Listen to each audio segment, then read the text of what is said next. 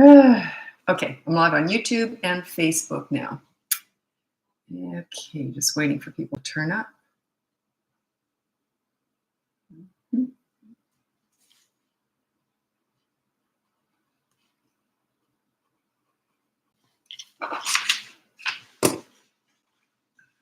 Hello. People are coming in slowly but surely. I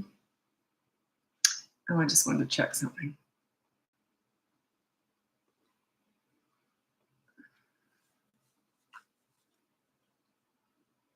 So I'm just checking something here. Welcome to the live. Just waiting for everyone to turn up.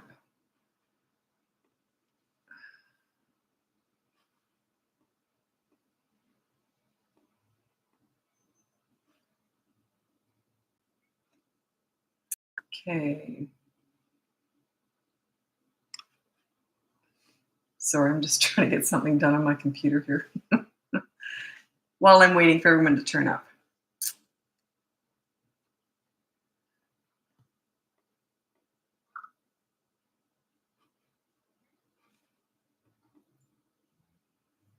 What day is it today? Thursday.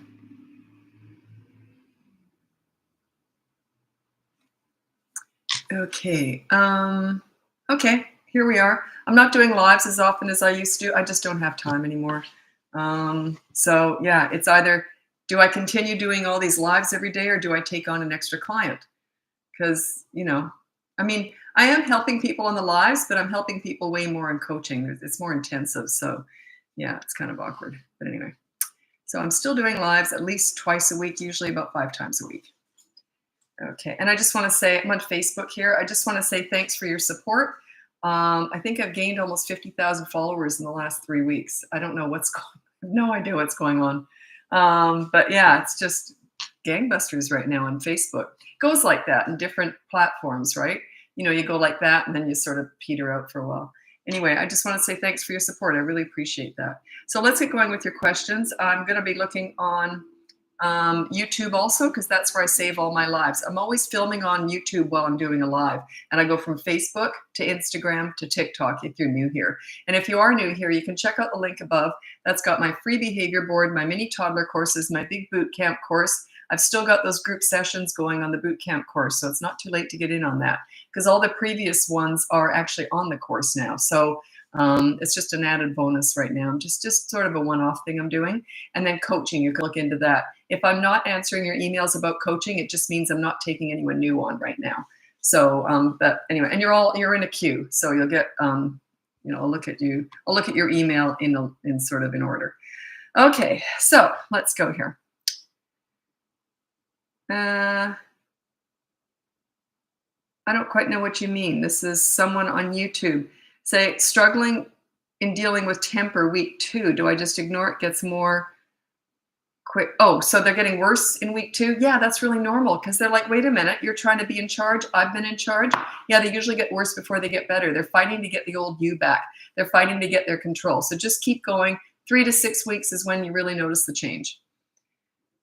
Yesterday, my 5-year-old son got so mad at something, he broke a sticker that he started saying he hates his life and there's nothing good in it. I was scared because we know okay. So he said it when he was angry. If they say something like that when they're angry, I would just go, whatever. Like, they're just saying it to manipulate you. If they say it when they're on Dumbo at Disneyland going around having fun, then I might worry about it. But they're going to say anything to get under your skin if they don't respect you. They don't talk like that when you're a leader at all. They would be embarrassed to. It just would feel wrong. Anyway, look at my boot camp course. That might be a good option for you. That is all about your leadership. It's all about you. Parents always want to fix their kids. It has nothing to do with the kids. It's all you. I've worked with hundreds of kids, teenagers, toddlers, managed to get respect with all of them. Was it just a lucky day? No, it's me. It's the leadership. It's leadership. They don't talk to you like that when you're a leader. So work on yourself, work on your leadership skills. Remember, it's leadership, which means you lead and they will follow. Parents are so busy reacting to their children, it's got to be the other way around. Switch that around. Get them reacting to you. They are children. They need a leader, okay? Yeah. It's not them, it's you. Which is the best news. It means you can fix yourself. You can only change yourself. You can't change someone else. But you can change how they react to you. I have a 10 and 8-year-old that fight. How do we give consequences when you don't know who is responsible? I'm not around and watching their every move. You usually have an idea who the antagonizer is. If not, maybe get a camera going. So you got to figure out who the antagonist is. If not, just separate them. Say, okay, so if you're not getting along, you play in that room, you play in that room. Split the toys down the middle, and don't worry about what who gets what. Yeah, just separate them for like 15 minutes at a time.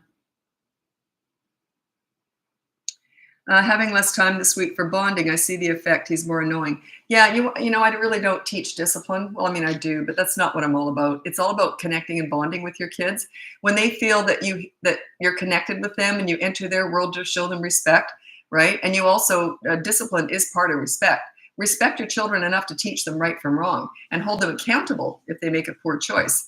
So yeah, and if you're not connected with your kids, they're going to get worse for sure.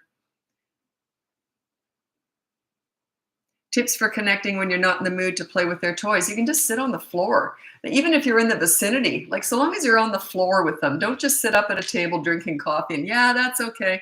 Get down on the floor with them. You can just sit there. Don't go on your phone though. Yeah. I'll tell you a cute story. This was someone I knew years ago. And he was separated from the mother of his child, and she moved to a different city. So I don't know why, but the mother wouldn't let him do a FaceTime. She made him pay for a telephone call, like the old-fashioned landlines. This was years ago. Anyway, some people just get bitter. But anyway, that was pretty mean. So he had to make an expensive phone call, an hour a night. He phoned to talk to his I think the kid was 4, and to talk to his little kid. But the kid would put the phone down and then walk away and play. And then when he just knew that dad was listening to him play. That's all he cared about. Dad wasn't there, but he knew his daddy was there listening to him play. So when dad had to go, he'd yell out the kid's name, and the kid would pick up the phone, and dad would say, I have to go now, and he'd say, no, I want you to keep listening to me for longer. Isn't that the cutest thing? He knew his dad was there, even though he wasn't there. So yeah, and that was connecting. It's your attention that they want.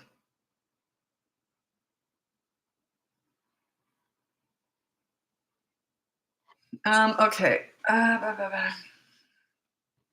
Oh yeah, you're saying the one who in week 2 they're getting worse. That's really common. Super, super, super common.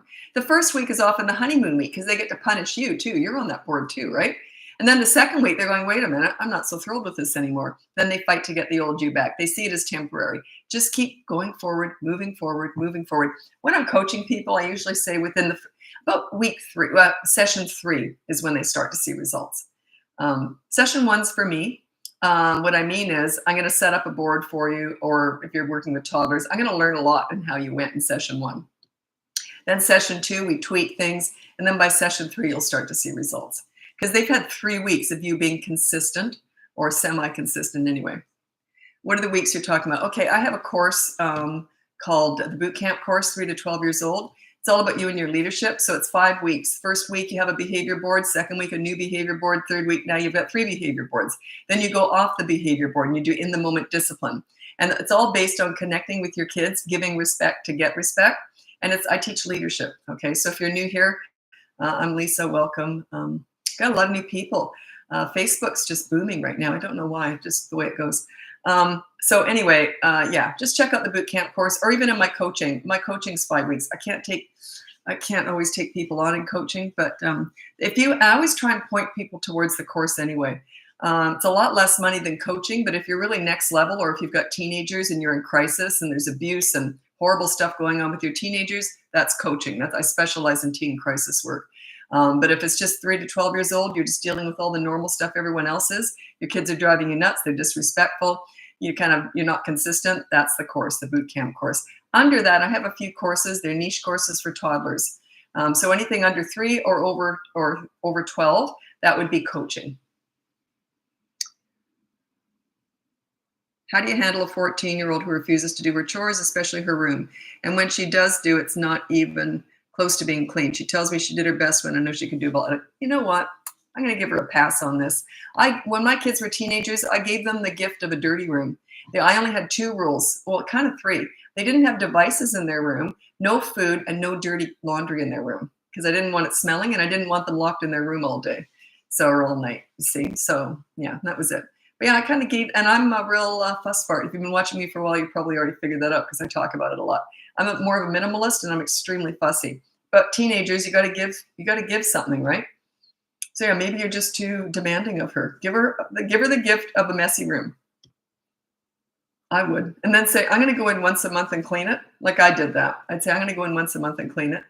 And I love cleaning. So that was my joy. They'd allow me to do that. Here, Mom, I'm going to give you the gift of cleaning my room.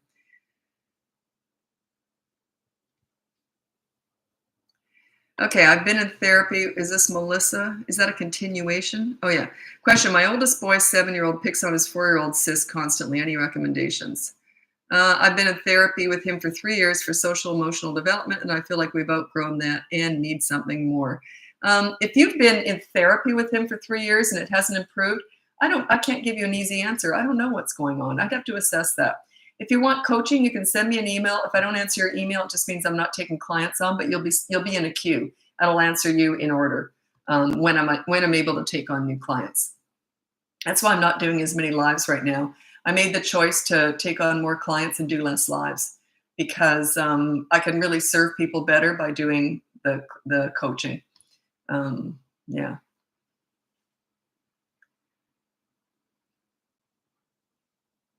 I don't know what kind of therapy you've been in, though. What kind of therapy have you been in with a 7-year-old? So between the ages of 4 and 7, you've been in therapy with him for social emotional development.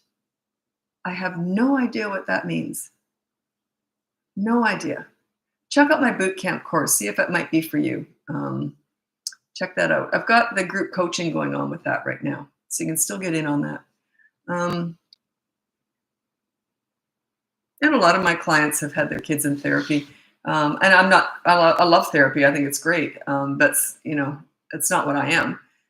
I teach parent-child relationships, how you connect and get respect. So I don't know.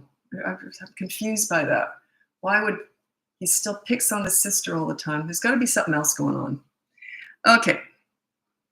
She sneaks food in her room and I tell her not to. I'm going back to see if that's a continuation because I don't know how old she is. Oh, 14-year-old.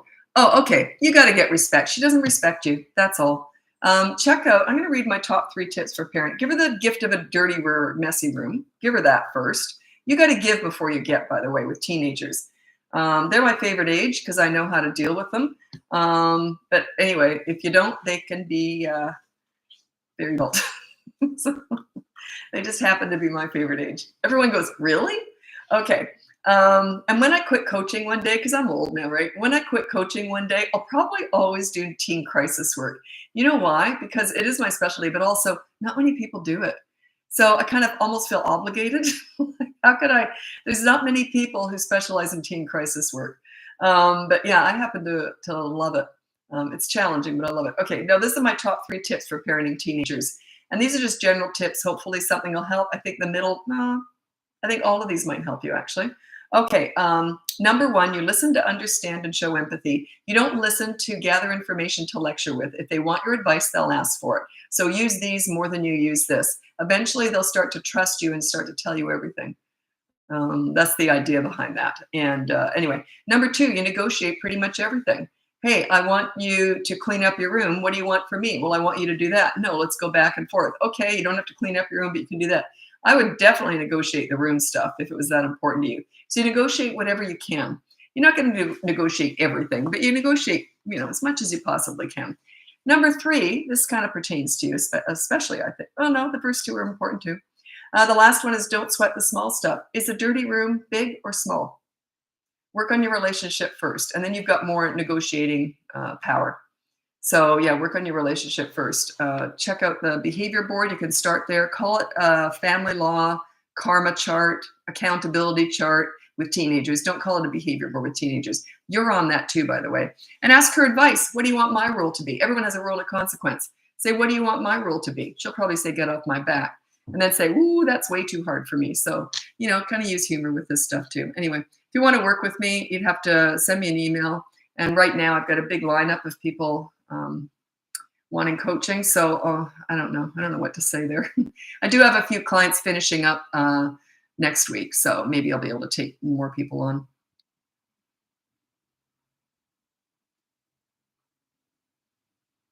Plus, I like to, just because I'm not taking everybody on right now, I'm very particular about splitting up the ages. Because I don't want to work with all teenagers or all toddlers, or, I like to mix up the ages, right?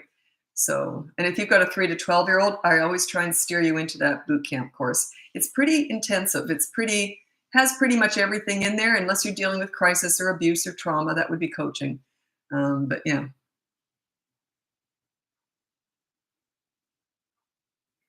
Okay, this one might be a simple fix. My 27-month-old doesn't sit still, plays and runs from one thing to another, and has a hard time staying focused. Okay, do the toy rotation system. That is, only have about 5 toys out at any given time and rotate them every week so they won't get bored.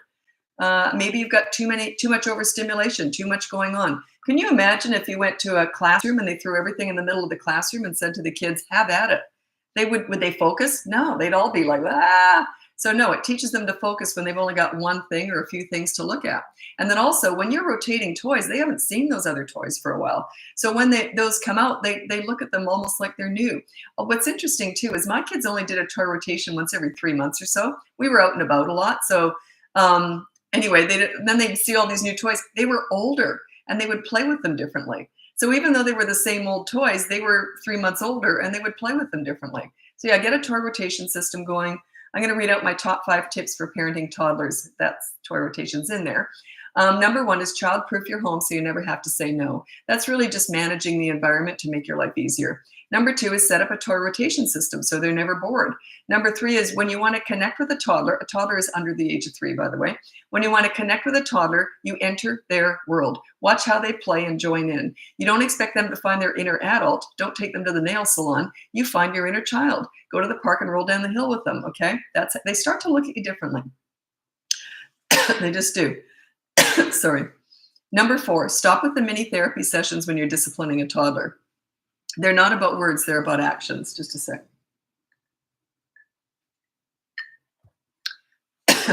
I know, the saying, when you get down on their level and say, use your words. I can't say how patronizing and rude that is. They are using their words. Tantrums, yelling, kicking, screaming. That is their language. Don't patronize a toddler by saying, use your words. What you're saying is, be more like me. Find your inner adult. God, I'd like to find who invented that. Was that a joke? Were they saying it just to be funny? I just think it's stupid. Anyway, stuff like that annoys the crap out of me because you're sending parents down the wrong path. Anyway, number 5, stop trying to figure them out. Toddlers are not figure-outable. They're brand new, fresh human beings. Okay, man, they've got one marble and some tumbleweed floating around in there. I always say they're crazy. It's more that they just haven't developed sanity yet. So yeah, they are crazy, but it's just because they haven't developed the sanity. Imagine if you've only been in the world for 2 years and the first year you're a potato laying on a mattress. Like, come on, don't expect too much from them. They're cute as a button, but they're all feet, no brains. So that's my top 5 tips for parenting toddlers.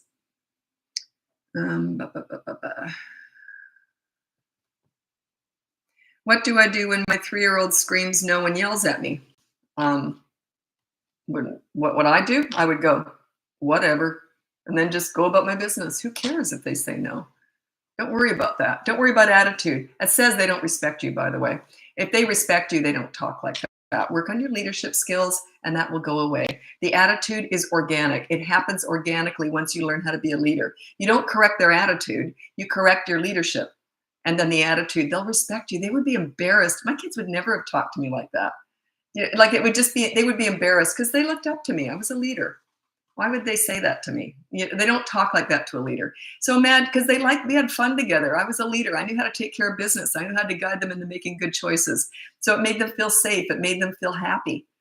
And they liked themselves. That's the bottom line. When a kid screams no at you, his self-esteem's in the toilet. You're not doing them any favor. Anyway, check out my boot camp course. That might be a good fit for you. Everything's in the link above. By the way, oh geez, I hate this. We're getting, I don't look at my comments, but I do have someone who works with me who checks out things from time to time because we just don't have time anymore. Like I've got 1 million followers across the board, across platforms. Anyway, this really is frustrating. People come at me. There's a couple of nutcases here on Facebook, evidently. I have never seen them. I don't know anything about it. But person told me this. And now they're starting to attack other people. You go after me, I think it doesn't bother me at all. I could care less, right? Because I've worked with troubled teens, so you're nothing to me. Like your attitude means nothing to me. Do not go after other parents. Leave them alone. I've never blocked anyone before, but I might have to. Just don't go after parents. This is supposed to be a safe place. So yeah, attack me. I could care less about you. I could care less if you're nasty to me. Do not attack other parents. This is a safe place. If someone attacks you, they're just nuts. There's two crazy people in here. And that's going to happen, right? So yeah, it's frustrating. Like I said, it didn't bother me until I heard that people are starting to tell me that they're going after them.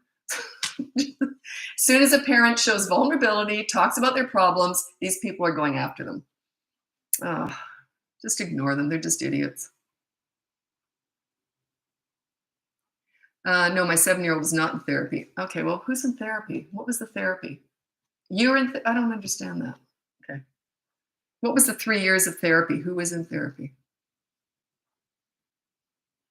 Okay, let me read that. Melissa. Okay, I'll try and remember that. Yeah, I must have. I must have read the wrong thing because it wasn't adding up. Didn't make any sense. Okay. Oh, so you got a 7. Okay, I'll just answer your question then. 7-year-old's attacking the 3-year-old little sister. There's so many different ways we could go about this. But every time, say, no, don't be mean to your little sister. Put it on the board. Get the behavior board. It's completely free above. Don't be mean to your little sister. If he is, the rule is he has to give her his favorite toy to play with for 15 minutes. You play with her. He's not allowed to get involved. That's one way. That's sort of what I usually hand out. Another way, a little bit more intensive, but would be more what I would do. I would make him the hero with her. He's the big brother. I would play and I would make him the hero. That's a harder thing to do, but yeah, just put it on the board. No being mean to your little sister. Okay. And then there's a consequence. We all learn through consequences.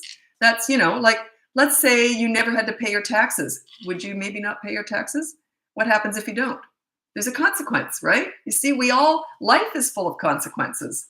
It keeps us doing the right thing. I like to think I'd pay taxes anyway. I'm kind of got a guilty conscience, but life's full of consequences. The sooner your children learn this, the better. I used to say to my kids, if you're good, life is great. If you're bad, life ain't so good. I'll make sure of that because I'm your mom and that's my job. I taught them how to make good choices, how to treat people.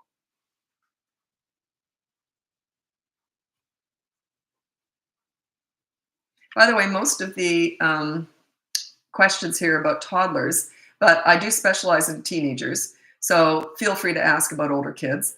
But mostly it seems to be across the social media platforms, seems to be mostly parents of toddlers, which is great. But I just want to make it clear that I do specialize in teenagers. So, and I always work backwards because I specialize in teenagers. I know how to get you there.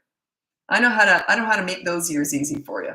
So I'm always working backwards. How do we set up the boundary? How do we set up the base for that? I know how to go there. Never take advice from someone who hasn't finished the job. If they've never lived with teenagers, how can you take parenting advice from them? How do they know if what they're teaching when the kids are little, if it's going to backfire in the teen years? A lot backfires. A lot of what works with young children backfires big time in the teen years.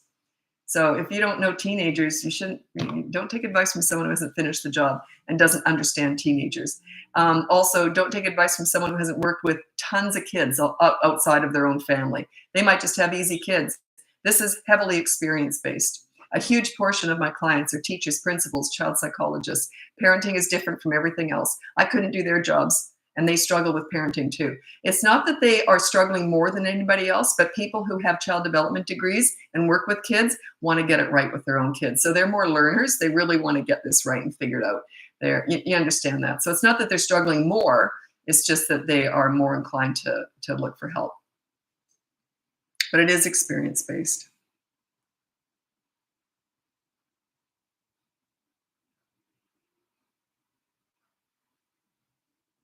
Okay, I have a 14-year-old and he's such a good kid, does not give us much trouble at all, if any, but he's hard on himself when he gets something at school, when he wants hacking him out of this. Oh, okay. So you got a 14-year-old boy who's struggling at school. Maybe he has low self-esteem. Is that sort of what you're saying? That's kind of teenage life, by the way. But the stronger your bond is with him, the more strength he will have to survive anything else outside in the world. Okay. So you have so much more control and power over your teenager self-esteem and how they go about the world. You do way more than you even think you do.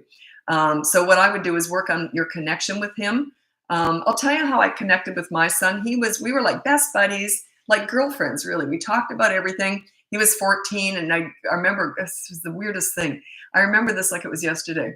He was 14, right? And he's like getting taller and bigger and all that, but he's still like got pimples and his voice is all crackly. And, I'd say, morning, sweetie. And he'd go, morning, mom. And we giggle and, doing stupid stuff. And then he turned 15. And I remember this like it was yesterday. One morning I went downstairs and I said, morning, sweetie. And he turned around and it was like a different person. And he went, morning, mom. He just turned into a man overnight. All of a sudden, he wasn't my chatty, giggly girlfriend anymore. He was just changing. He was turning into a man, basically. And I thought, how am I going to connect with him? He liked heavy metal music and gaming, and I hate all that stuff. So I thought, how am I going to connect with this teenage boy that I have nothing in common with? Because he's not my girlfriend anymore, right? And I wanted to be really close with him, of course. So you know what I did? I just became furniture, and I'm going to explain this. He was downstairs in the rec room doing video games. That was what he spent most of his time doing when he was home. So I sat down next to him with a magazine, and I would just sit and flip through the magazine. Not a phone, nothing distracting, but just every so often I'd look up at what he was doing. I wouldn't say anything. And I was just looking through the magazine. Next thing you know, he's talking to me about his game. Next thing you know, he's handing me a controller. Over a period of time, this all happened. And then we're playing together. So we had to find something I could play because I couldn't play much. I could play Crash Bandicoot, which he was long since passed. But we did Guitar Hero together. But what was really funny, one time we were playing this racing game where you go around a track. Well, of course, I'm always upside down a cliff, right? I couldn't do it at all because I can't get my bearings and that stuff. So anyway, we're playing that. He goes to the bathroom and so comes back and I go, oh, sweetie, you wouldn't believe it. I just nailed it. I went around the track. I just got it perfectly. And I'm like, you missed it. He's looking at me like I'm nuts. And I said, what? I said, you should have seen it. I thought, you don't believe me? I went around the track. And he goes, Mom, that was my replay. He put his replay on and I thought I was doing it. So we had fun. We ended up having fun. Then he started playing some of his heavy metal music for me that he thought I might like. I don't fake it. I don't pretend to like it. But he did. He found songs I ended up really liking. Then he would make me a playlist of songs that I liked. So you got to enter their world, but wait till you're invited. Like I didn't sit down beside him and say, can I play? I sat down beside him. I just made myself furniture, like I'm available. And then he started inviting me into his world. So that's how we connected. That's how we stayed connected when he was a teenager. We were always very close, but it's harder when they're teenage boys and you got nothing in common with them. So yeah, get into his world. The stronger your relationship is, the better, the more fortified he will be when he's out there in the world, okay? And he'll tell you everything, by the way. He'll tell you everything. When you get a really close relationship, they'll tell you everything. And that just helps them out so much. If they have a safe place to land, not judgmental or anything. How do you recommend dealing with preteen backtalk while working on reestablishing trust? Ignore like a tantrum or put on the behavior board. Oh, you never put attitude on the behavior board. Ever. That's attacking their personality. And you know what they're going to say? Well, it's just because of you. Okay, so there's no point putting that on there. Just deal with stuff like put dirty clothes in the hamper and nowhere else, something like that. Nothing personal and nothing that you've really clashed over. So look at the behavior board, start there, and start with a rule and a consequence for everybody. You do not address attitude. They're going to blame you for it. And it is anyway. It is you. If they're giving you back talk, you're not a leader. That's all that says to me. It's you. Take full responsibility for their behavior. How else would you want to parent? Even if it isn't your fault, I still take full responsibility. Why wouldn't I? I'm a leader. Okay? Leaders take responsibility for who they're leading. You're still leading them. They're teenagers. You want them to be more the leader too, but you're still there for the big stuff. But you just got a preteen. A preteen or a tween is 9 to 12 years old. So yeah. Yeah, you do kind of ignore attitude. It just says you're not a leader. That's a tell. Okay, check out the boot camp course. It goes up to 12. It probably could go up to 14, but I've capped it at 12 for sure. If you've got a really mature 12-year-old, it's still good. If you've got a very mature 14-year-old, not so good. So it just depends on the maturity. Anyway, next question. What time is it? Oh, I got to go. Do I? Yes, I do. I have to go over to Instagram now. If you want to follow me over there, it's Bratbusters Parenting. Check out the link above. You can get my free behavior board, my mini toddler courses, my boot camp course. I've still got those group coaching sessions going, so it's not too late to get in on that with the course. And you can look into coaching. Okay, thanks so much. Bye now.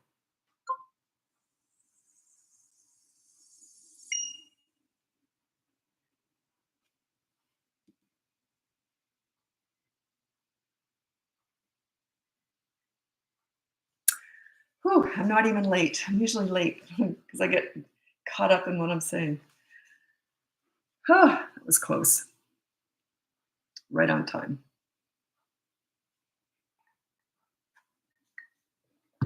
Okay.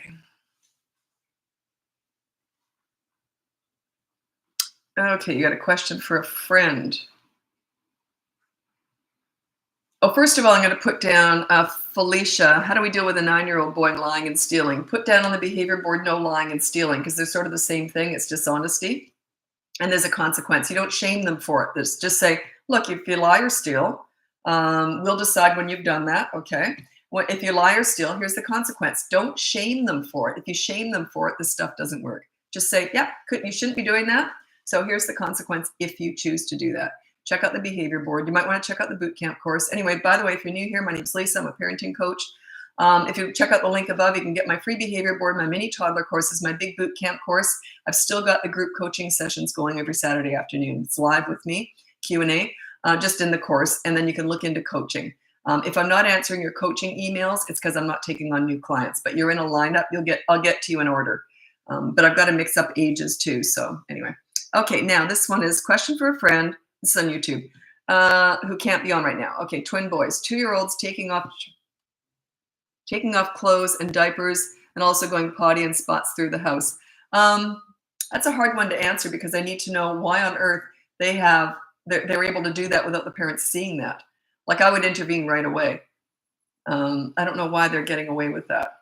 Like it's managing. You got to manage that. That's not really. How do I explain this? Yeah, I don't know how to answer that. Why are they not intervening right away? Do you know it's not a straitjacket, but there are devices that are online and they're for different purposes. You have to look it up. I don't have anything to do with them. But if you look online they're like harnesses or different things. You put a harness on a kid and a leash if they are runners, right? It's like that. There are certain things that you can put on kids. Another one, it's for different purposes. Another one is if they're in the car seat and they learn how to unbuckle their car seat, there's a specific, like a vest that you can put on them or something that you can put over them that prevents them from doing that. I'm sure that there's some kind of a harness system or some kind of a system that they could put on those twins that would disable them from being able to get out of their clothes. Just tell your friend to look that up. I'm a sewer. I would make something. Like if my grandkids were doing that, I would make something up that they couldn't get out of, that snapped up the back or something. You know what I'm saying? Something that just prevented that. Because it's just a stage. They're going to outgrow it. It's not so much teaching them not to do it, it's preventing them from doing it. What are the type of consequences you give? Okay, good question. If you're new here, the behavior board's completely free. There's a rule for everybody. Like mom and dad is usually no yelling. If you don't yell, it always throws me off because everyone yells. So when I'm coaching, if they say we don't yell, I'm like, I don't even know what to do with them. So usually the parents is no yelling. Their consequence is play hide and seek for 15 minutes every time they yell. So you do something nice for the kids. The kids have 2 consequences though. If their rule is no hitting, and if they hit, the first one is they have to do a chore within 15 minutes of being asked to do so. You always have to time everything. If they won't do that, then you resort to 24-hour media blackout or something else. So the first one is a positive action. So they break the rule, they do a positive action. If they refuse to do it, that's actually bonus, it's good. Then you can go to the negative deprivation. You take something fun away for 24 hours. They will eventually learn.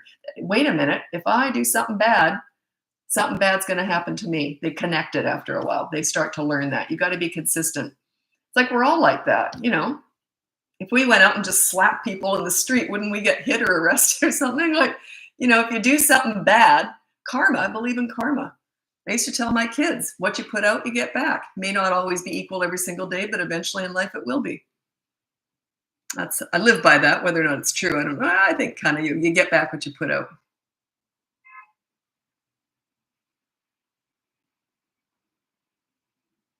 I'm going to address this. It's not a question, but I'm going to address this. 18-month-old only saying mama and dad, I'm meeting all milestones. There are no milestones. There's not a certain age they should be saying everything. It's generally they should be walking at about 1. Generally, they should start talking at 18 months. Generally, it's general. I knew a kid who didn't walk or talk till she was 3. Then she got up, ran, and never shut up. She just was very laid back. Didn't interest her. Didn't want to walk. She'd just scoot around. Didn't talk. Very laid back. And she was fine. Very smart. Ended up being just, So there are no deadlines or real hard, fast milestones.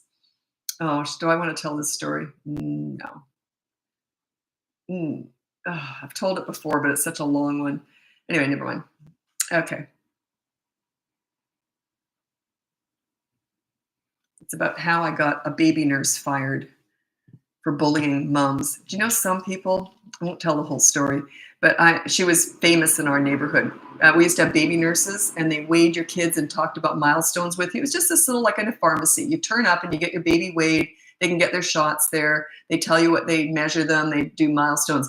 She was very famous for being a bully. She made all moms feel bad about bad about themselves. She was bullying them. Moms would always come out of there crying. I decided to go in one day.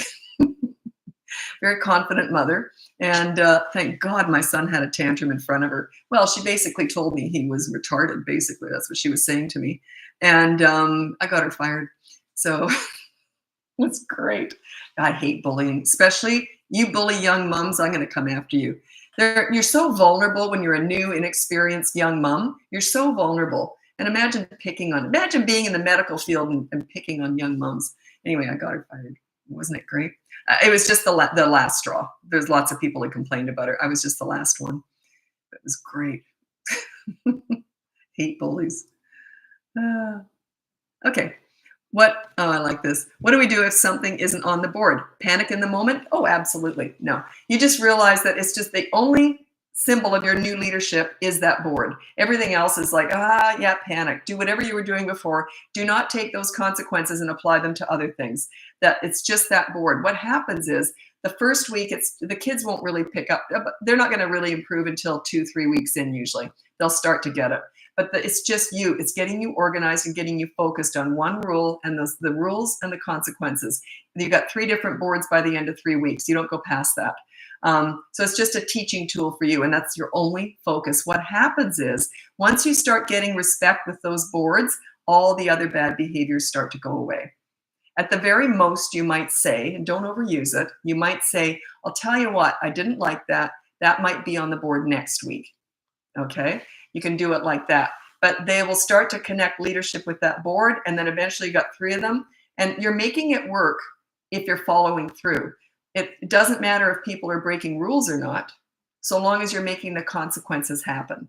So it's an accountability chart.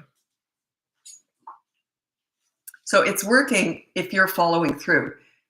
If the kids are still breaking rules in week 3, it's still working so long as you're following through. They will eventually get on board if you're consistent. And usually, a lot of kids who are really feisty, you put a rule on that behavior board, they get worse with everything else because they know it's not on the board. That's okay. That's normal. It's annoying as anything, but it's normal. Tell the story. Oh, yeah, I sort of did about that nurse. I'll tell you what happened. I will tell that story. This is how much I hate bullies. I was often in school. I was the victim defender. I didn't see a lot of bullying because people knew I'd step in. I'm pretty confident. And anyway, so I really don't like bullying because it's always done by someone bigger, and you know what I mean. It's ugly. So anyway, this mom, what I decided to do was my son needed a shot anyway. So that's well, I'll just, instead of going to the doctor, I'll go to this baby nurse area, right? So he was about 1.5. He had tantrums. You're either born to have them or you're not. My daughter never did. I never did. It's a temperament you're born with. So he did have tantrums. So we went in there. He did not want to be measured. He laid on the ground. It wasn't a full-blown tantrum. It was just it was nothing really. But he laid on the ground, would not stand up and be measured. So I'm just like, oh, whatever. So I thought we'll just stretch out the measuring tape when he's laying down. Like, who cares? And I didn't care if he got measured anyway. She said to me, this was so funny. I was waiting for it. She was pretty good until this happened. And I thought, oh, bonus. Here she goes. Here she goes. I got her. It was like reeling her in. She said, does he do that very often? And I said, "Do what?" And she said, "That's that fit he's having." And I said, "Well, yeah, sometimes he does that." And she said, "Have you had him assessed?" And that was it. And I said, "Assessed for what?" And she goes, "Well, it could be autism or it could be just personality disorder." I mean, she went into it. And I said to her, "I'll tell you what." So I got a lot of experience with kids. And I said, "He is my first, but I got a lot of experience with kids. That's nothing. That's just a little tiny fit. You should see him when he has a full-blown tantrum." And I said, "I'm going to be talking to your superiors." She could not have been all, I didn't mean it. I was just joking around. She went on and on. She got fired right after that. So yeah. Oh, I would have loved to have seen her after that. I never had any access to her after that. But oh, I was waiting. I was just waiting. She did. I reeled her right in. Oh, awful, eh? Wasn't she awful? Imagine if she said that to a mom who didn't have experience with kids, told them that they might have a personality. An 18-month-old just laying on the ground because they didn't want to be measured has a personality disorder. What a nutcase. Her, not him. Oh, he was too when he had tantrums, but you know what I'm saying. Anyway. Yep. No, I wasn't standing up for my son. I was not standing up for me or my son. I was standing up for all those other moms that she'd hurt. That's who I was standing up for. I didn't used to teach this stuff, but I was really mad because I knew how many moms in the neighborhood she had upset. That's who I was standing up for. I didn't care about my kid having a tantrum. Who cares? It's just a kid, right? They're going to do it. That didn't bother me at all. Okay. Okay, consequences for not staying in bed after putting them in bed. There are no consequences for that. Bedtime Battles is a mini course I have. You might want to check that out. It's called Bedtime Battles. It's one of my mini courses. It's in the link above. Everything I have is in the link above. By the way, do not go searching for me online. Go in the links because people are getting scammed out of money by people pretending to be me. They're using my videos, my name, my information, everything, and they're scamming. Pretty much every day I get an email about someone who's been scammed out of money. I can't control that. I can't control the scammers around the world, right? So yeah, be very careful. That link above is me. Anyway, you check out the Bedtime Battles course. It's in 2 parts: how to get them in bed and then how to keep them there. That's the hard part. It's usually one night of sheer hell, but it works. It can be a couple nights of not sheer hell, but if it's the worse that first night is, the better the results. You'll see if you check into the course. It's a small little course, but it just has it all.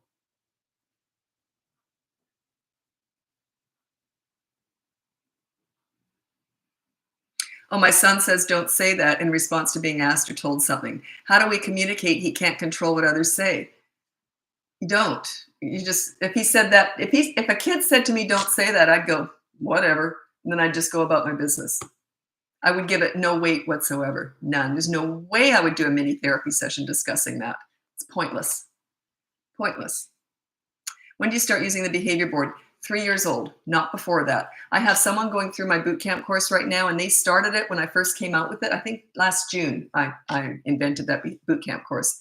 And I think about September, I think they said they started it. Their kid was 2.5, and it just wasn't working. They just wouldn't get it. It starts at 3. Yeah, 17 months old. Yeah, just check out my mini toddler courses or just keep watching. Most of the questions on these lives seem to be toddler questions. I specialize in teenagers, but when you see me on these platforms, the lives, I'm just responding to your questions. But toddlers it's temporary. Whenever I'm hired by someone who has older kids and toddlers, just so I can tell you this, I'll every so often say, "Did you want to ask anything about the toddler?" And the parents look at me like I'm nuts. And they go, "No, they're just nuts." So they get it. Toddlers are just crazy. Just, wait it out. You're trying to, and don't try and reason with them. They don't have any reasoning yet. They're not there yet. That frontal lobe is just a little piece of dust right now. So yeah.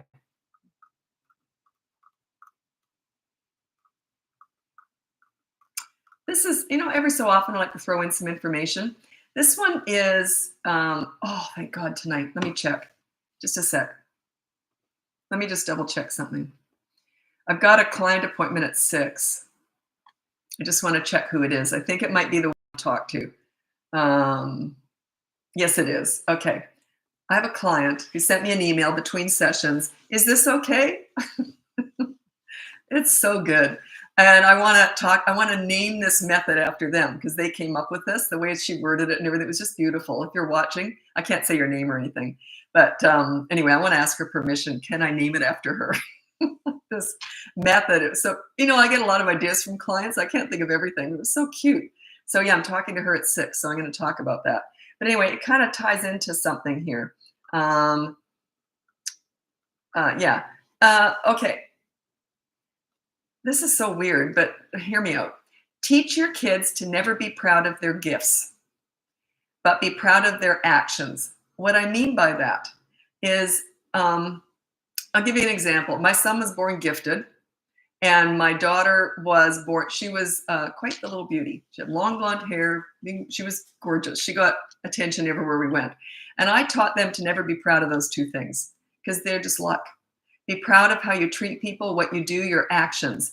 You're just luck out if you're born beautiful or smart. That's just luck. Don't take pride in that. Don't ride on your laurels. You know what I'm saying? It tends to, like, I never let her do any modeling. I got so many offers of modeling with her. I would never allow that because I didn't want her to think that she was entitled in any way. It's sort of, yeah, say, aren't you lucky you were born? It's not like I didn't say it. You're beautiful and you're smart. You know what I'm saying? But don't go on about that. Don't teach them to be proud of that. Teach them to be grateful for it. There's a difference. Yeah, I didn't want them walking around thinking they were all that, that attitude stuff.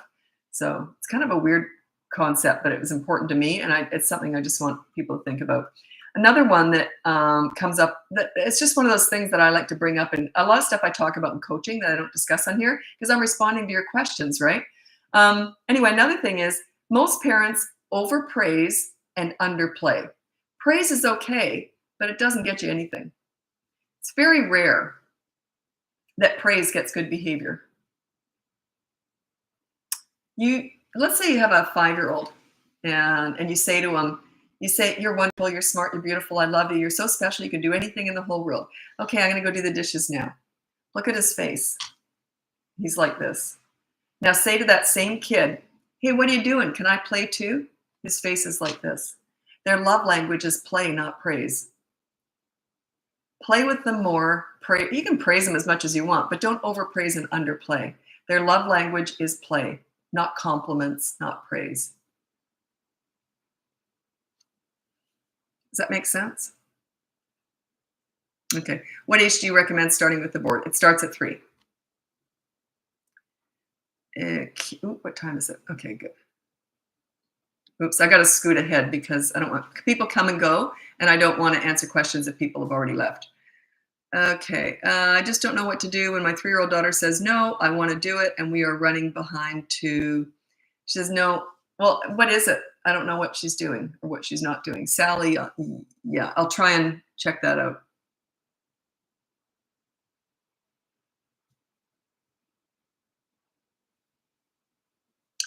Yeah, this one's kind of a gray area. Someone on YouTube asked, Olivia N, are you saying with 2 and under, just, you must have seen me before because, okay. Are you saying with 2 and under to distract, then redirect them when having or before having tantrums, and 3, ignoring the tantrum when it's happening? So no, don't redirect. You don't redirect a tantrum when they're past the age of about 16 months. That's when around there, it's kind of a gray area. And you do it, it's an indirect redirection. What I mean by that is you don't say, here's some so if they're having a tantrum and they're just going for it and they're like 12 months old, I wouldn't just walk away and ignore them. They're just still a baby till they're about 16 months old. So I would just sit and indirectly redirect. What I mean by that is I would sit down nearby and read their favorite book out loud to myself, not looking at them. The idea is that you're redirecting them. They've got something else to do. It'll hopefully, often it does. They'll often get up and come and sit in your lap and you'll read to them. But past about 16 months old, I might be nearby, or I am nearby. I never leave them alone when they're having a tantrum, but I would be less likely to do that. They get to a point where they have to start learning to get themselves out of it. That's part of the development. You're not going to have a 16-year-old still having tantrums and you have to redirect. See what I mean? At some point, they have to learn how to get themselves out of it. Yeah, but that starts at around 16 months. Around there, it's generally. Okay, 3-year-old is copying everything his cousins are doing. Bad behavior too. It's frustrating. Okay. The stronger your leadership is, the less likely that is to happen. So what they're doing is they're following the cousins and not you. If you were a stronger leader, the cousins would have very little effect. Very little at 3. Under 3, yeah. But at 3, they can stop and think before they act. So that just says to me that the cousins have more power than you do. Work on your leadership skills. When you're a leader, they just naturally want to please you. They wouldn't do something that they know would disappoint you. They just don't. So yeah, that's you. Work on your leadership skills. Check out the boot camp course. I've still got the group coaching going on, and all the past group coaching ones are in the. Check it out. They're in the course now, so you won't be involved in it. It's every Saturday afternoon. You won't be able to be involved in those past ones, but you can see them, and then you can still be involved. I've got 1, 2, 3, 4 more weeks to go. Okay. That's like if you're a leader at home, your children, if you're not a leader and you send your kids out in the world, like in school and that, so if you're a leader, it protects them everywhere. Okay. If you're not a leader, you send them out in the world, they're very susceptible and vulnerable to bullying, peer pressure, the drug dealer on the corner, the internet, the Kardashians. You get my idea? You get it? When you're a leader, they're not vulnerable to any of that because they tell you everything. You're their guiding light. You're their mentor. You're their leader. They just are naturally drawn to your advice, your leadership. And they like themselves when they're with you.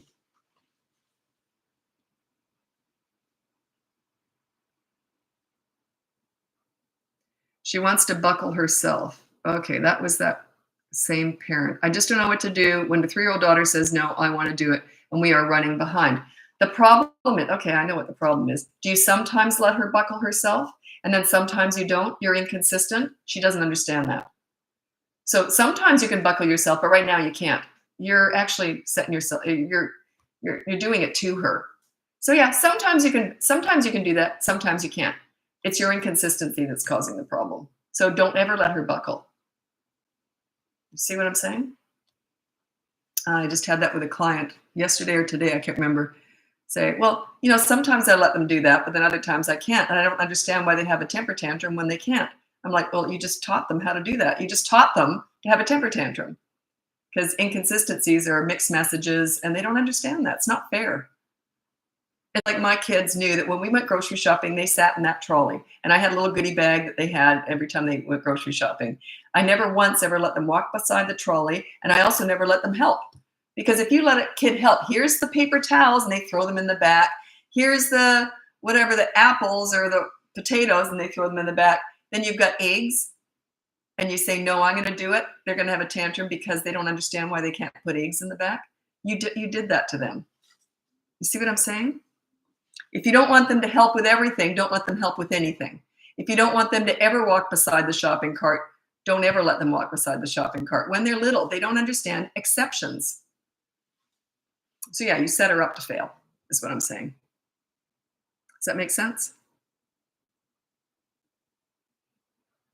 And a lot of parents will say to me in coaching, God, I love coaching. It's my favorite thing in my business because you get to know parents. And they'll say to me, yeah, but it makes sense that sometimes, and I say, you're trying to make sense out of a 2-year-old? Like you're asking them to find their inner adult. I speak for the child. I understand kids. I understand every single age. I literally do. I can literally, because I've worked with hundreds of kids. Well, probably more by now. But anyway, I've worked with so many kids, teenagers. I just understand them. I understand their development stages. Teenagers, it's a little bit more gray because they develop at really different levels. But you get what I'm saying? That you set them up to fail. Absolutely, that's what's happened. At what age do children understand exceptions? At around 3 and 9 months, they can start to understand exceptions. 3 years and 9 months. A lot of specialists used to argue with me over that, like scientists and doctors and all that. They used to argue, oh, it's 5 years old when they can start to reason. And when they can develop empathy, it's 5 years old. And I said, no, it's 3 years and 9 months. Then they started saying it was 3 years old. Now a couple of years ago, they're saying it's 3 years and 9 months. I've been telling them that for 50 years. 3 years and 9 months is a shift. They can start to develop empathy. They can start to understand exceptions. They really start to get into this reasoning. They can start to figure things out more. It's just 3 years and 9 months. Does this work for special needs speech delay? If it's only speech delay and not cognitive delay, then yeah, it all works. And also, it still works for most kids anyway. But it's just, maybe a little bit different. But yeah.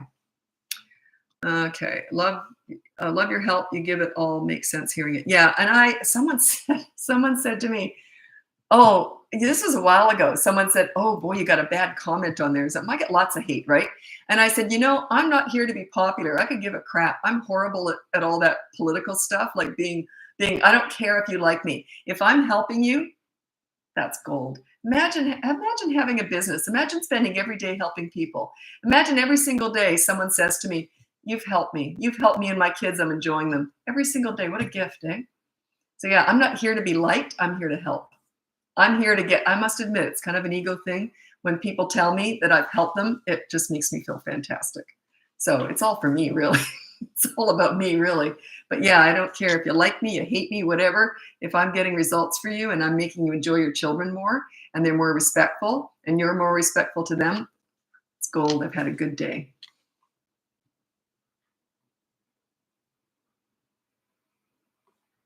Can you explain why our 3-year-old is great at home but a menace at school? There's a couple reasons for that. One of them could be that you give in to them. You're the pleaser at home and they get all their own way. And at school, they don't, right? Teacher's not going to give it, not going to do everything for them like you do. So you could be spoiling them at home and giving into them. You could be the pleaser parent. The second reason, something might be going on at school. Don't worry, it might not be anything huge. Just something's going on there that's just not jiving with them for some reason. So yeah, sorry I used the word jive. I don't know why I did that. Yeah, I don't know. Could be those two reasons. Yeah, are you a pleaser at home? Do you roll out the red carpet and give them whatever they want? Teachers don't do that, nor should they. My son is 2 years old. We're ESL teachers. Welcome. A huge portion of my clients are teachers. I've never been, and I'm hired by a lot of teachers, principals, and child psychologists. You know who's never hired me? Is a youth worker. Youth workers work with troubled teenagers. And that's the PhD in all this. That's my specialty, is troubled teens. And if you can get respect with troubled teenagers, you probably don't need my help. That's the PhD in all this. Yeah. I might have been hired by youth worker, but I would have known by their vernacular if they were, even if they didn't own up to it, I would have known. But yeah, never been hired by a youth worker. I think I would have at least one, but anyway, nope.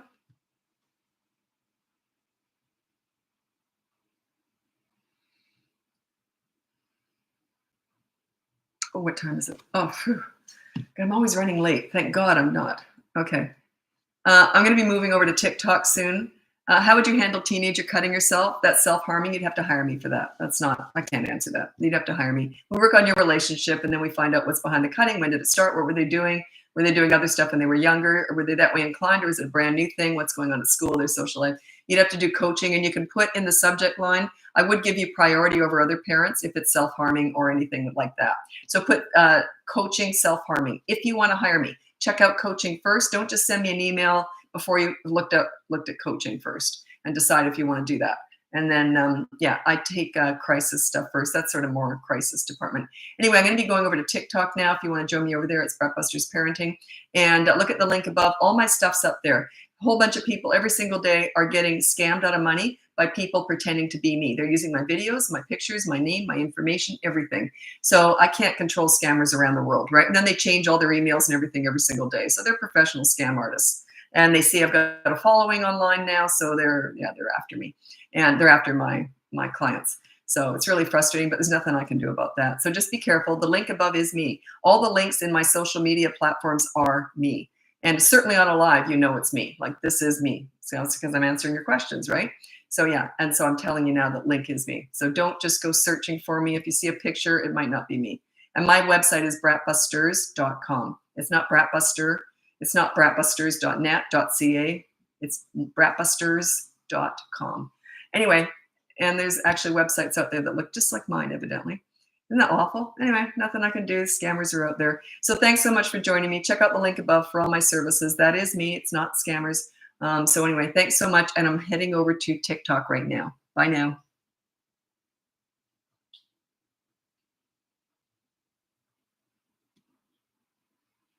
Sorry, TikTok starts ads as soon as I turn it on.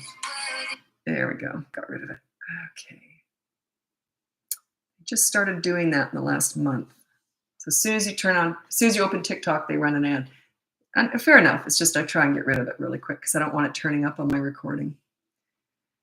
Okay. I'm on TikTok now. I'm also on YouTube. So let's see what YouTube is saying.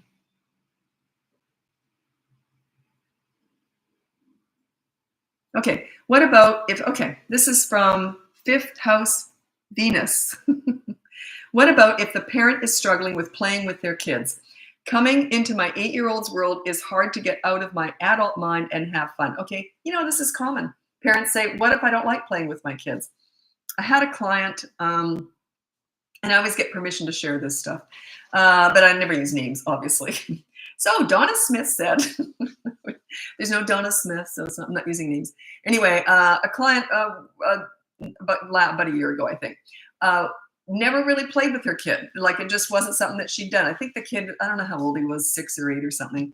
Anyway, and she never really played with him. And I said, well, if you yell on the behavior board, your rule is no yelling. So if you yell, your consequence is you have to play Lego for 30 minutes or something, right? And I do this with a whole bunch of clients. So anyway, she didn't want to do it. She said, no, I don't like playing Lego. I don't want to get, and I said, you have to get on the ground and play Lego with them. If you yell at them, that's your consequence.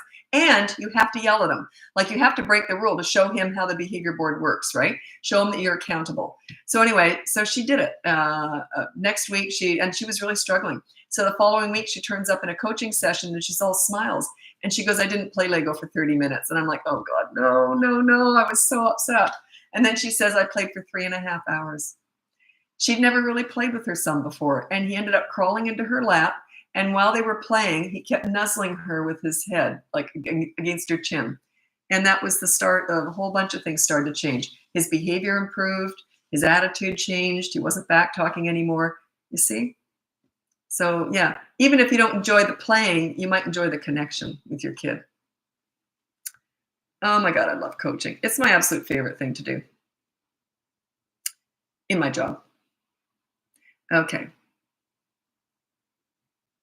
Sorry, I've got to have a sip. My mouth's getting all dry. I'm going to have to leave here early because I have got a session at 6. And I have to run to the bathroom quick before that. So, because I'm drinking Coke.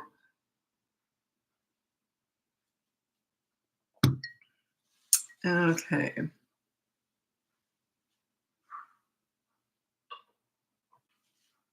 Okay. Sarah said on YouTube here, just a tip, you should get a timer to help you keep track of the time for each. I don't know what each you're talking about, but I talk about timers all the time in my business. So you say to your kids, okay, so your consequence is you have to clean the dishes or whatever, sweep the kitchen floor within 15 minutes, and you start a timer. You always start, and then you say nothing. If they refuse to do it, you're just a timekeeper. You're just standing there like this, 5 more minutes. Even if they're not there, you're just standing there like a timekeeper. As soon as that 15 minutes is up and they haven't done it, you go like this. Okay, so let's go to the board. Okay, so you didn't sweep the floor within 15 minutes, so 24-hour media blackout starts now. The reason why you need that, and they might run and try and sweep the floor, so you don't have to do it now because you got 24-hour media blackout. When you say 15 minutes, it has to be 15 minutes. It can't be 15 and a half, it can't be 16. So that's why timers are so important. It keeps them accountable. Otherwise, it's just, oh, I'll do it whenever. It's like another thing like that is you have to be very specific whenever you set a rule down or whenever you have a consequence. Another one is, what is it? With teenagers, one of the most common things that we always start easy with teenagers in the first week because you're just building a connection. You don't start dealing with stuff you want to correct with them right away. So it's usually something like this. Put dirty clothes in the hamper and nowhere else. That is often their rule. So, and then the reason I put and nowhere else is that the dirty clothes can't lay on the floor all day and then they put them in the hamper. Could you imagine? Just put your dirty clothes in the hamper every day. They might not do it till 11:59 at night. And then are you going to police that? So you got to be extremely specific. And so dirty clothes, your rule, the teenager's rule, put dirty clothes in the hamper and nowhere else. And then I always say to a client, if they have a teenage boy around 15, it's usually that's my most common age for teenage boy clients, 15, just turned 15. I've got, I think, 5 of them right now that I'm working with, just turned 15-year-old boys. The most common age with teenage boys is, Girls are 12 to 16 that I'm hired, 12 to 16. Boys are just turned 15. Something happens in their hormones and I don't know, testosterone. I don't know. Anyway, so this is what'll happen. I'll say to the parents, by the way, be prepared for this. You've got a 15-year-old boy and his rule is dirty clothes, go in the hamper and nowhere else. Make sure he's got a hamper in his room to make it doable, right? Anyway, you wouldn't believe how many do this. They'll carry those dirty clothes around all day because they haven't put them anywhere else. They're carrying them all day. They'll, in the car, stinky, disgusting, dirty clothes in the car, and they'll be looking at you like this all day, just challenging you, right? And say nothing. Just pretend it's not even happening. You might put a clothes peg on your nose just to get into the humor of it, but you don't say anything. And then at dinner time, they'll literally sit at dinner time and go like this, still have these dirty clothes in their hand. They'll be eating dinner like this, just challenging you, just trying to make you angry. And then I say, here's what you do. So by dinner time, this is what I would do. So they're still sitting there with these filthy clothes eating like this. I would go, well done, well played. Like, I respect that. Have they broken the rule? No. Did they play you? Yeah. Kind of won. I admire that. I think it's great. I'd be laughing. So, and that's part of the connection, right? You want to connect with them. Okay. My BFF. Oh, I don't discuss other people's kids. I only teach parenting. Why would I tell you how to tell someone else how to parent? Yeah, I don't do that. I only give advice to parents.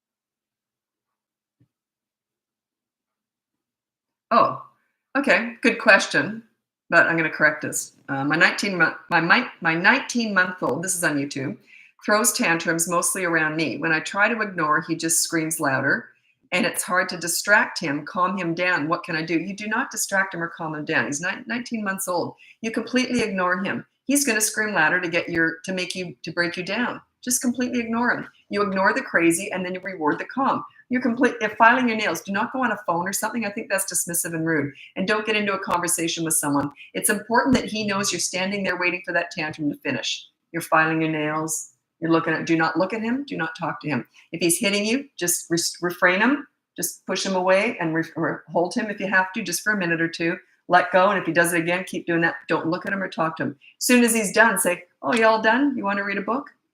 Never discuss a tantrum before, during, or after. Never. What's the point? Some of my clients who are child psychologists will argue that one with me. And I'm sure we both think we've won, but what's the point in discussing a tantrum? What is the point?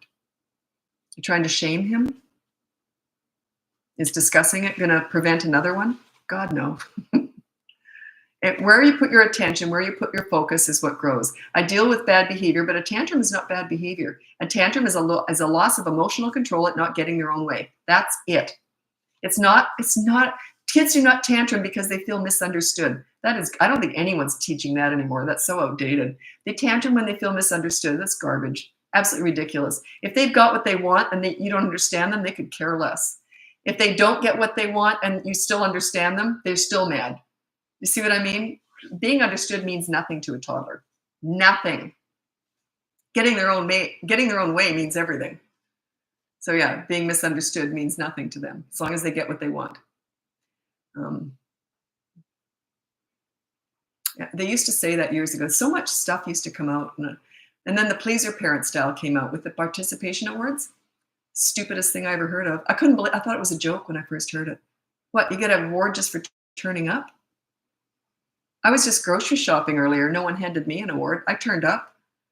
Like, talk about raising self-entitled snowflakes with mental health issues. What a mess. What a mess. Participation awards. A bunch of garbage.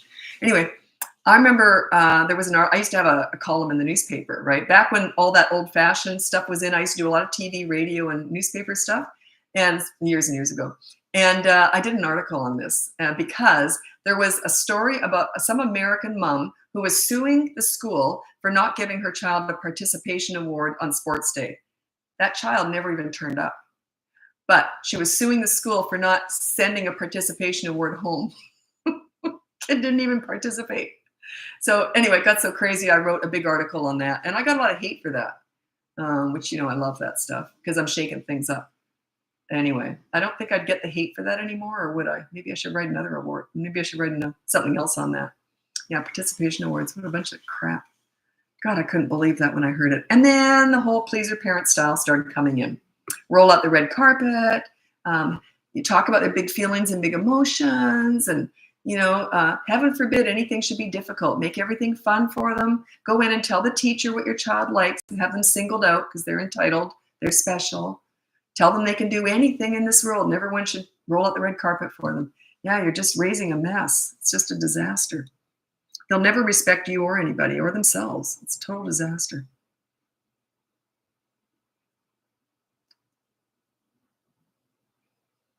Oh, I keep panicking. I'm always running late because I get caught up in what I'm saying. Because I did put an alarm on though, because I've got a session in 20 minutes. Okay, this is another one. I argue when I get child psychologists as clients, they'll argue this one. Reinforcing good behavior is so overdone. It's like in the praise department. I don't tend to reinforce good behavior. Why would I not do that? Does anyone know, if you've watched me long enough, why would I not reinforce good behavior? Why would I not reward or reinforce good behavior? Does anyone know? Because let's say you have a reward chart and it's for good behavior. And every time they're good, they get a gold star. You know the message you're sending? You're normally rotten, but if you should happen to be good, you're going to get a reward. You're going to get a gold star. That's the message you're sending. I just expect good behavior. I don't treat it like it's a wow. That's my baseline expectation. And because I get it, we just have fun together. That's their love language. Praise, compliments, gold stars, that's not their love language. Their love language is having fun, being lighthearted, enjoying your company, you enjoying their company. That praise and reinforcing good behavior, it's all in that same department. It's treating them like they're normally rotten. And then oh my God, you're actually good. Oh, good, good. It's sending the wrong message. I would never do that to a child. Yeah, I just treat when they're good, that's just normal. Then when they're bad, oh, that was bad. Okay, here's the consequence. Now, do you want to go to the park? I deal with bad behavior, but I focus on the good kid. I'm always trying to have fun with them. Their love language is fun. That's what makes them feel good about themselves. Not gold stars, not praise. It's fun. That is their love language. It's happiness and fun. These therapy sessions, praising and all this therapy and all that's so trendy with kids. It's just ridiculous. That's really was invented to make the mom feel good about herself. It's not for the kids at all. At all. It makes sense in an adult world, but I know kids. Everything I teach is based on the kids' needs. What works and what works.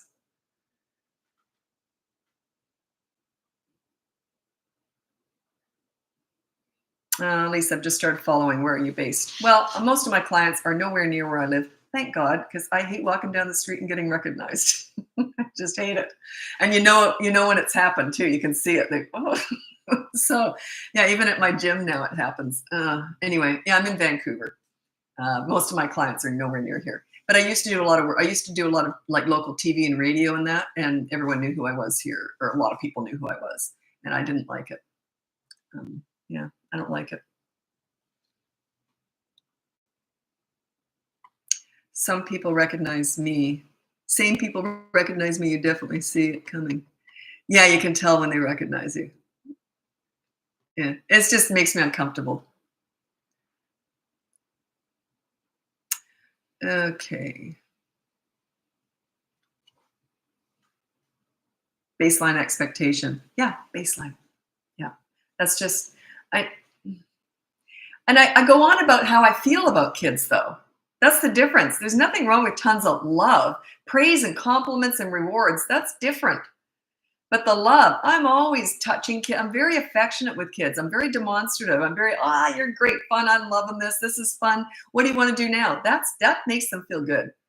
But, oh, gee, that was really good. You did a good job. It's okay, but it's not Yeah, it's like, well, what was I doing before? What do you do when kids don't care about consequences? I come up with a better one. That's what coaching's all about. But you just think about it. What can you take away, or what can, if you can't get them to do something, then you take something away. That's how the behavior board works. You just have to figure out what they would really not like taken away for a day. There's always something, or you can invent something. Say, well, we were going to go out for ice cream, but because of today, we won't do that. Or we were going to have, I hate using food, but sometimes you got to stretch and just get desperate for consequences. But yeah. I do invent leverage sometimes. A little consequence like that's no big deal, but sometimes I invent real big leverage. It's maybe once a year. I hate doing it. Like really big leverage. Where we were never even going to go to Disneyland, but I tell them we were. We didn't have a very good week, so we're not going now. So, and then we eventually have to go, right? So yeah, like big stuff like that. And I mean, if you live near Disneyland, kind of thing. But I don't like doing that. But sometimes you got to find something. Okay.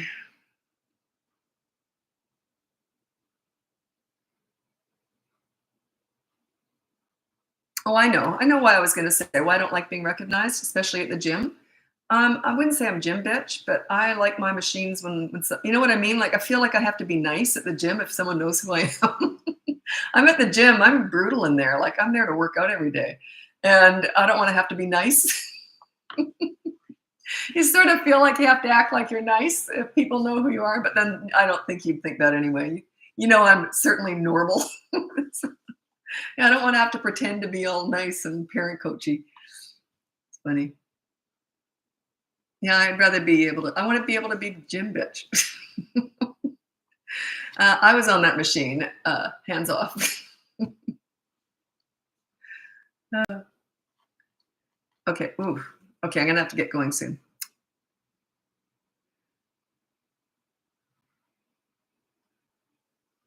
Okay. What things are important to correct or discipline versus just let go and ignore? Well, everything I address, but tantrums are not bad behavior.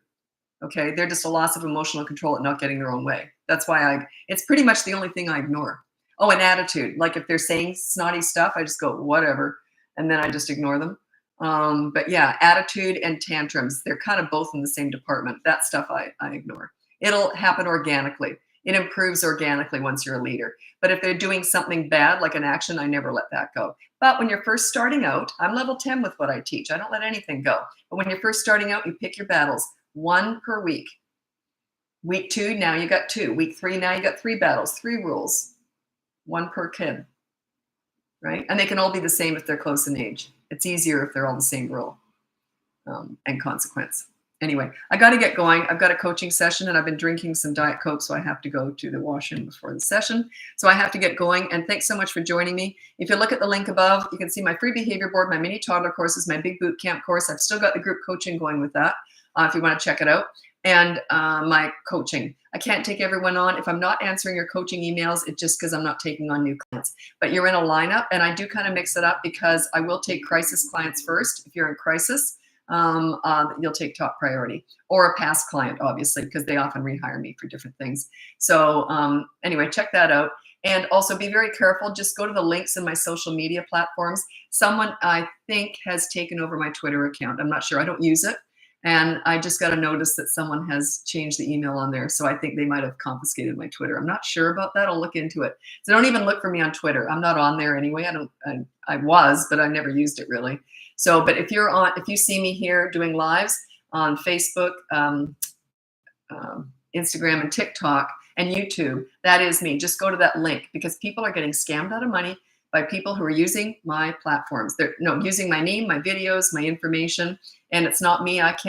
Nothing I can do. Scammers are all over the world, right? And they change all of their stuff every day, so you can never catch them anyway. So anyway, just make sure that you get the link above. A crisis client would be teenagers who are self-harming or who have done what you can imagine, like awful stuff. It could be violence, abuse, trauma with young children too. Any crisis work, that's sort of what I specialize in. And anyway, that's crisis work. More the life and death stuff, right? Anyway, I got to get going now. So thanks so much for joining me. And I'll be back again. I'm not sure when I'll be back. So anyway, talk to you later. Bye now.